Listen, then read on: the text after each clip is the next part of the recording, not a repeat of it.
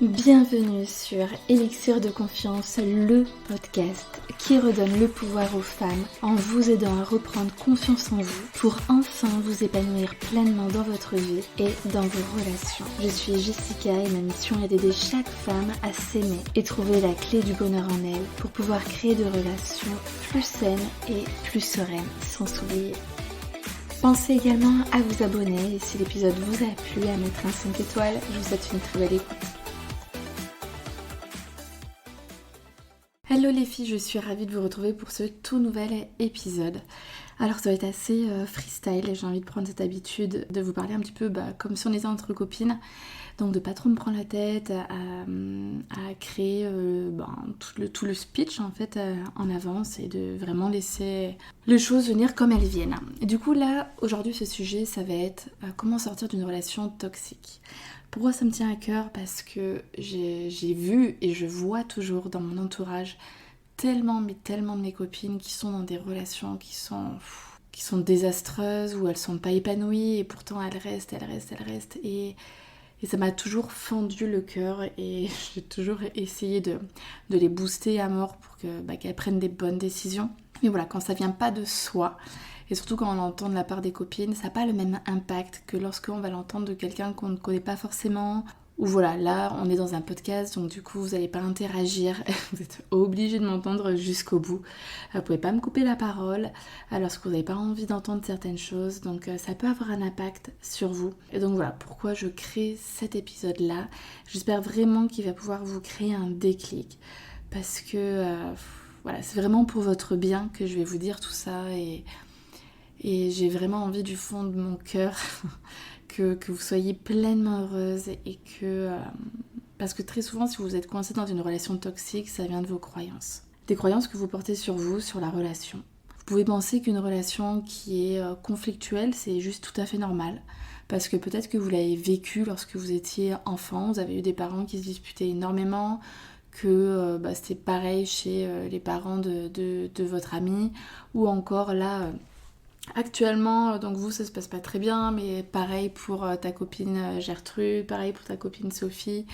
Ah voilà, tout le monde qui est en train de galérer dans ses relations de couple, donc quant à faire, comme c'est normal, on reste dans sa relation. Mais moi, je peux vous dire que non, ce n'est pas normal.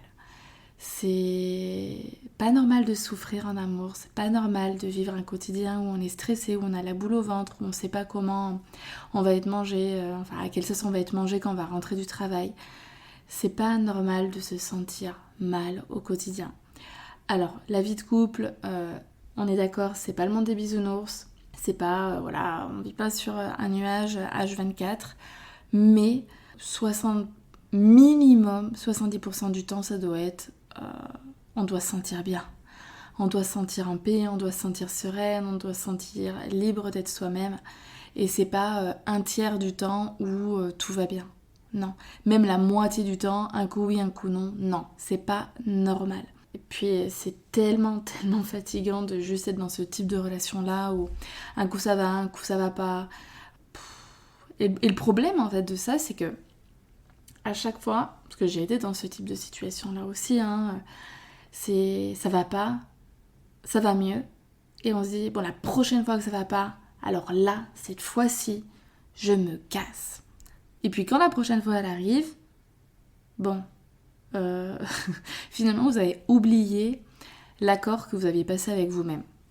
Vous attendez toujours plus. Il faut encore qu'il en fasse encore plus et jamais assez pour vous dire, cette fois-ci je me casse. Parce que je sais à quel point c'est dur de partir. On a toujours peur de souffrir. Voilà, on pense qu'on va plus souffrir en étant seul que actuellement. Parce que finalement, de notre malheur, on a fait notre zone de confort. Parce qu'aujourd'hui, on sait. Voilà, il n'y a pas de surprise, on connaît notre mec. Donc on sait, on est en couple, on est comme on y est. On y est comme on y est. Un peu bizarre cette phrase. Alors que quand on est célibataire, en fait, on sait pas. Donc ça, ce serait presque pire pour vous, dans votre tête, dans votre croyance, qu'être en couple et d'être malheureuse. Pire parce que vous dites, et si jamais je reste seule ? et mon projet de faire des bébés, de créer une famille, etc. Ou est-ce que... Peut-être que j'aurai jamais le droit. Alors je suis sûre que vous y aurez le droit. Mais qu'est-ce qui est pire ? Bon, je pense que vous allez me dire l'inverse de ce que je pense. Donc, mais moi, clairement, enfin, pour avoir 2 enfants, et voilà, des enfants, ça ne rapproche pas un couple. Bien au contraire. Quoique, moi, mon 2e bébé, il nous a plus soudés que le premier. Autant le premier, ça a été quand même une épreuve les premiers mois. Et le 2e, où là, j'ai senti vraiment qu'on était... dans la même vision, et puis de toute façon il n'y avait pas le choix, il fallait autant qu'ils se bougent que moi, quoi, parce que vous verrez que si vous avez des enfants, il y en a toujours un qui en fait plus que l'autre, et très généralement c'est la femme, et ça peut poser des conflits lorsqu'on n'est pas d'accord. Bref, du coup je reviens sur le fait que voilà, vous avez envie d'avoir une famille, vous avez ce projet là et vous êtes prête à subir, ou alors même d'autres projets que de faire des enfants, juste ce projet d'être en couple, ce projet d'avoir une maison, de vivre à 2, d'avoir d'autres projets ensemble, quoi. Pour vous, c'est beaucoup mieux que d'être seul. Sauf que être seul, en fait, c'est pas un choix là que vous avez à faire. C'est pas je suis en couple ou je suis célibataire à vitam aeternam. Non, c'est juste, aujourd'hui, le choix qu'il faut faire, c'est est-ce que je suis avec la bonne personne ? C'est pas un choix à faire entre... couple ou célibat, parce que célibataire, c'est qu'un tremplin, en fait. C'est pas quelque chose qui va durer. Alors oui, on ne sait pas combien de temps ça peut prendre, mais ça peut aller hyper vite.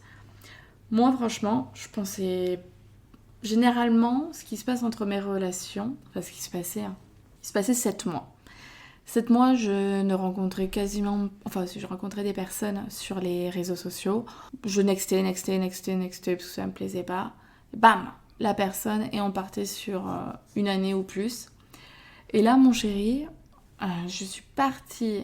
Je vous ferai un épisode de podcast sur comment j'ai géré ma dernière rupture. Mais j'avais cet état d'esprit de... Je voulais profiter à mort de mon célibat parce que j'avais jamais connu ce type de période-là où on fait ce que l'on veut. Où on a de compte à rendre à personne. Et je voulais sortir, rencontrer des mecs, faire de nouvelles expériences... Et on verrait, et je verrais en fait quand j'allais rencontrer le futur homme de ma vie, pas pressé quoi. Là mon truc c'était, je veux avoir de nouvelles expériences, et puis juste penser à moi, juste à moi. Et franchement, quand on parle de cet état d'esprit, c'est trop bien. Parce que si vous vous dites, ça va être la mort, si je suis célibataire, ça va être nul, de toute façon être seule c'est nul, ça ne sert à rien, on est né pour vivre à 2, le reste c'est nul. Ah bah c'est clair que vous allez être au fond du seau. Mais si vous changez votre switch, enfin si vous switchez de pensée et vous dites, je sais pas combien de temps ça va prendre. Peut-être que ça va prendre 6 mois, 1 an. Peut-être que finalement au bout de 3 mois je vais rencontrer la personne, parce que moi je l'ai rencontré on s'est mis ensemble au bout de 4 mois et je l'ai rencontré au bout de 2 mois. Donc vous voyez, ça peut aller très très vite. Même si c'est pas le but, D'abord il faut se reconstruire seul et ensuite on rencontre quelqu'un d'autre. Donc, je sais même plus qu'est-ce que je vais vous raconter. Tout simplement que, ça peut aller très vite, que vous avez des projets, etc. Mais on peut en avoir plein des projets aussi seuls. Bon, je me suis un petit peu perdue dans tout ce que je vous racontais. Ah oui, je vous disais que ça ne doit pas vous faire peur le après, que le célibat c'est juste un tremplin. Et ça c'est vraiment important de le prendre en compte. C'est un tremplin pour vous retrouver avec vous-même et pour vivre de nouvelles expériences, pour apprendre à vous connaître, pour vous prioriser, pour remettre des choses dans l'ordre, pour apprendre sur vous, pour grandir, pour ne pas recommettre les mêmes erreurs. Moi, je vous assure, mieux vous être seule et heureuse. Vous êtes bien avec vous-même parce que vous n'avez pas d'attente envers l'autre personne. Vous ne vous sentez pas frustré, vous n'êtes pas déçu, vous n'avez pas de colère. Il y a vraiment, de toute façon, il y a des avantages et des inconvénients dans n'importe quelle situation. Et comme il y a plein de désavantages à être en couple, vous voyez, si vous êtes malheureuse là aujourd'hui, si vous écoutez cet épisode de podcast où je parle de relations toxiques, c'est que clairement vous êtes sans doute dans cette relation-là, et donc qui dit toxique dit vous n'avez pas le sourire H24. Alors, quand on parle de relations toxiques, ce qui est important, c'est déjà de savoir qu'est-ce qui fait qu'elle est toxique? En quoi elle est toxique? D'où est-ce que ça vient? Est-ce que c'est parce que on n'arrête pas de se prendre la tête, on n'est plus sur la même longueur d'onde, il y a un fossé qui est en train de se creuser entre nous? Ok, si c'est ça, à voir quels sont les sujets de dispute. Est-ce qu'on peut trouver des solutions ensemble? Parce que des fois ça peut être des périodes. Si les disputes sont respectueuses, c'est juste qu'on se comprend pas.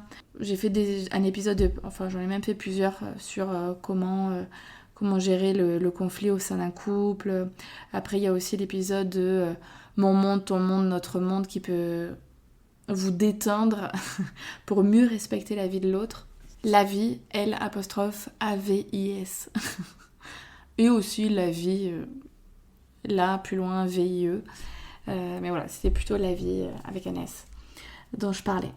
Ensuite, qu'est-ce qui fait qu'elle est toxique? Est-ce que c'est parce que vous ne vous sentez pas respecté dans la relation, vous avez l'impression qu'il vous rabaisse constamment, que c'est toujours votre faute, lui il ne se remet jamais en question, le problème c'est vous et uniquement vous, est-ce que il vous maltraite verbalement? Bon, j'espère, Dieu sait que si c'est physiquement, vous partez dessus, il n'y a même pas à réfléchir, ne terminez pas l'épisode, vous en allez. Bon là, je parle pas de ces sujets-là parce que c'est encore d'une autre importance. Mais si vous sentez, si l'autre vous manque de respect, il vous trompe une fois, deux fois, tire l'arigot, il vous prend, il vous jette, il vous ment. Il vous manipule, il vous menace de vous quitter si vous ne faites pas X choses. Tous ces comportements, ou par exemple il a une jalousie malsaine, il vous interdit de sortir, de vous habiller comme vous voulez. Tous ces trucs-là, hyper néfastes, ça c'est... il n'y a pas à réfléchir à partir du moment où vous êtes privé de votre liberté, où c'est quand même un droit en soi de chaque être humain qui doit être libre. Il n'y a personne, ni votre mère, ni votre père, ni qui que ce soit qui peut vous en priver. Ça, c'est vraiment des valeurs à conserver et à ne pas négliger. Et puis après, il y a d'autres types de toxicité qui peuvent être par exemple dus à la dépendance affective. Lui peut être dépendant affectif ou vous. Donc avoir votre part de responsabilité dans la création de cette relation toxique. Parce qu'il y a deux choses. Il faut différencier l'homme toxique. Et lui, c'est...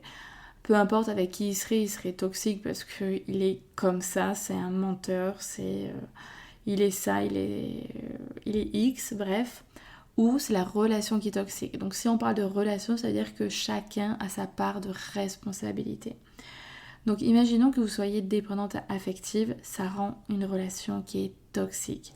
Parce que dès qu'on parle de dépendance, ce n'est pas sain. Puisque ça part d'un bon sentiment. Vous avez peur d'être abandonné, vous avez besoin d'être aimé, d'être valorisé, que l'on vous donne confiance en vous.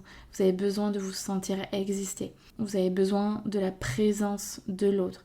Vous avez besoin d'être constamment avec lui. Et ça, en fait, ça crée une relation qui est déséquilibrée parce que lui, déjà, il se sent obligé. Il a l'impression qu'il est responsable de votre bonheur. S'il est plus dans votre champ de vision, vous êtes complètement désarmé. Et donc, du coup, ça crée quelque chose de malsain. Et puis, lui, il peut très bien en jouer en sachant très bien que vous n'allez jamais le quitter parce que vous n'en êtes pas capable. Et donc du coup, c'est ou le fait qu'il y ait des menaces ou qu'il se permet de faire tout et n'importe quoi, de mal vous parler, de dépasser des limites. Lorsque vous lui dites que vous aimeriez bien qu'il fasse ça ou ça, du coup il s'en fout. Donc tout ça, c'est important vraiment d'en prendre conscience, de prendre conscience de la part de responsabilité de chacune des personnes et de voir s'il y a des solutions à mettre en place. Alors, ok, je suis dépendante affective, peut-être que je vais me faire accompagner là-dessus. Ok, là tu as franchi certaines limites. Maintenant, je vais te... Comment dire? Avant, tu as franchi des limites. Aujourd'hui, maintenant, je compte m'affirmer. Ça, je ne l'accepte plus. Je te demande de faire ça. Sinon, je prendrai des mesures. Du coup, une fois que voilà, vous avez étudié la relation, en quoi elle est toxique, à un moment donné, si vous avez cherché des solutions ensemble, que ça dure un mois et après ça repart de plus belle, vous n'allez pas vivre comme ça toute votre vie. Ce n'est pas possible. Donc pour vous résumer ce qui est une relation toxique, c'est à partir du moment où il y a de la souffrance, où vos besoins ne sont pas respectés, ne sont pas entendus, lorsqu'il y a vraiment une situation qui vous détruit à petit feu, où vous n'êtes pas dans votre état normal, où vous n'arrivez même pas à être vous-même en fait, où il n'y a pas de dialogue, vous ne vous sentez pas en sécurité, et que vous avez perdu totalement confiance en vous. Ça a vraiment touché de l'estime de vous-même. Et puis, de manière générale, une relation est toxique, ça veut dire qu'elle n'est pas bonne pour vous à partir du moment où vous n'êtes pas épanoui. Donc, il faut vraiment prendre des mesures. On va passer au déclic maintenant. Donc, vous n'êtes pas venu sur Terre pour souffrir. Personne ne vous force à rester dans cette relation, à être malheureuse. Il faut vraiment que vous preniez conscience que vous méritez d'être heureuse. Vous méritez d'être qui vous êtes, vous méritez de vous réaliser, de vous accomplir, vous méritez d'être avec quelqu'un qui vous porte vers le haut, qui vous regarde avec admiration, qui vous aide à grandir, avec qui vous voyez dans la même direction, avec qui vous prenez beaucoup de plaisir à être et pas seulement par moment, avec qui vous pouvez être vous-même et que lui aussi peut être lui-même, bien évidemment. Vous méritez de réaliser vos rêves, d'être bien quotidiennement, de ressentir une paix intérieure, une sérénité, de vous dire que vous êtes à la bonne place. Vous ne méritez pas de vous poser 1001 questions sans cesse, de ressasser, de vous dire « Ah, quand il m'a dit ça, j'aurais dû faire ça », de vous polluer l'esprit. Parce que en plus, quand vous êtes mal dans votre couple, je sais à quel point ça empiète sur votre sphère professionnelle. Auprès de vos amis aussi, parce que du coup vous arrêtez pas de ressasser. Ah mais t'imagines pas ce con, mais qu'est-ce qu'il m'a dit, il a encore fait ça, et j'en peux plus. Et en fait à constamment vous plaindre, à vous victimiser, parce que vous êtes dans ce truc là en fait, de vous victimiser. Voilà, lorsque vous êtes dépendante affective, en fait, ça va être dur ce que je vais vous dire, mais vous avez tendance à vous tourner vers des personnes toxiques et à chercher des problèmes de manière très inconsciente, mais parce que ça vous permet d'attirer l'attention. Donc vous allez rester dans cette situation qui est toxique parce que ça vous permet d'avoir l'attention de vos copines, parce que voilà, elles vont être présentes, elles vont vous soutenir, etc. Sauf que c'est pas sain et que sincèrement au bout d'un moment, vos amis qui n'arrêtent pas de vous conseiller, de vous dire quoi faire, qui sont là à votre écoute, au bout d'un moment, elles vont vraiment en avoir marre. Elles vont avoir l'impression de parler dans le vent. Et du coup, c'est possible qu'à un moment donné, elles prennent leur distance aussi. Donc, à un moment donné, il faut dire stop. Vous posez vos limites, la personne ne les respecte plus. Il faut vraiment dire, il faut prendre son courage à deux mains et mettre un stop à la relation. Il n'y a personne d'autre qui pourra le faire à votre place. N'attendez pas que ce soit lui. C'est à un moment donné, c'est votre vie. Il a la sienne, vous avez la... Enfin, je veux dire, tu as la tienne et vous avez tous les deux la vôtre. Mais c'est vraiment important que tu n'attendes pas que ce soit lui qui prenne la décision ou qui fasse encore une erreur. Maintenant, je pense que tu as assez de recul pour savoir à quel point tu es malheureuse dans la relation. Et juste stop, quoi. Je pense que c'est vraiment une question de respect envers soi-même. Je suis sûre que vous n'aimeriez pas que votre meilleure amie, que votre sœur, que votre cousine, que n'importe qui à qui vous tenez vive ce que vous vivez actuellement. Donc juste stop. Vous n'avez pas à subir. Vous pouvez être heureuse. Mais par contre, il faut se donner les moyens. Alors oui, le moment où on quitte la personne, c'est un moment qui est hyper inconfortable, c'est très très dur, on va pas se le cacher, c'est délicat, on sait pas trop, mais en fait, qu'est-ce que tu perds dans l'histoire ? Vu qu'aujourd'hui, tu te sens déjà mal, alors en fait, tu perds des miettes de bonheur, mais qui durent très très peu de temps comparé aux mauvais moments. Donc en soi, qu'est-ce que tu regrettes ? les premiers moments de ce que tu as vécu lorsque tu as rencontré la personne, où là elle était au top du top, oui, mais c'est très fort probable que d'ailleurs tu l'aies fantasmé. C'est-à-dire que tu aies créé et que tu as projeté une image d'elle qui en fait n'est pas vraiment elle. Tu avais tellement envie que cette personne elle soit comme ci, comme ça, qu'elle coche telle chose, que du coup tu l'as mise sur un piédestal. Ou alors elle, cette personne-là, elle n'était pas totalement naturelle, voilà, elle était prise dans l'engouement de la nouveauté, donc elle portait, comment dire, comme si elle portait des ailes en fait, elle était prise d'entrain pour faire tout un tas de choses, pour peut-être être, voilà, cette personne-là était peut-être hyper câline avant, alors que maintenant plus du tout, etc. Mais en fait, on ne peut pas comparer, ce qui n'est pas comparable, un début de relation avec une relation bien établie. C'est ce qu'il faut prendre en compte quand on se pose la question de rester ou non avec la personne. C'est pas les débuts d'une relation, parce que ça c'est presque fake en fait. Voilà, généralement c'est tout beau, tout flamme. Non, ce qu'il faut prendre en comparaison, c'est les 3 derniers mois. Ok, c'est ça qui compte. Ou la relation de manière générale. Mais ne vous dites pas, ah oui, mais au début il faisait ça, ah et puis il faisait ça, et maintenant il le fait plus. Bah ouais, il le fait plus, il le refera plus non plus. Donc arrêtez d'imaginer que vous pouvez changer la personne, que vous pouvez la sauver de ses différentes blessures, que vous pouvez la rendre en fait comme vous avez envie qu'elle soit. Non, c'est pas possible. Elle est comme ça, elle restera comme ça. Et avec le temps, c'est fort probable, s'il ne travaille pas sur lui, que même ça se détériore encore plus. Mais est-ce que vous avez vraiment envie d'en arriver à ce point-là? Non. En fait, ce que vous voulez, c'est reprendre du poil de la bête, reprendre votre vie en main et vous dire « je ne suis pas là pour subir ». Je pense qu'aujourd'hui, j'ai assez souffert. Maintenant, je dis « stop ». On a passé X temps ensemble, on a essayé de mettre des choses en place. Je t'ai posé mes limites, je t'ai parlé de mes besoins. Aujourd'hui, mes besoins, ils sont pas assouvis. Mes attentes non plus, je suis constamment déçue. Ça n'avance pas, on n'évolue pas, j'ai l'impression que même on repart en arrière. On n'arrive plus à discuter ensemble, je ne suis pas moi-même, je suis mal. Stop, stop, stop. Tant que vous mettez pas le haut là, ça va continuer. Je répète, en amour, on n'est pas là pour souffrir. L'amour, c'est du plus. Et l'amour aussi, il est partout autour de nous. Il est dans notre cœur, il est en nous, il est dans nos animaux de compagnie, il est dans chaque être humain, dans chacune des cellules de notre corps, il est dans la nature, l'amour est partout. Vous n'êtes pas en train de perdre l'amour. Vous êtes en train de dire stop à une situation où vous êtes mal. Et pas depuis un jour, pas depuis 2 jours, pas depuis 3 jours. Mais ça fait trop de semaines maintenant, ça fait trop longtemps que vous êtes mal.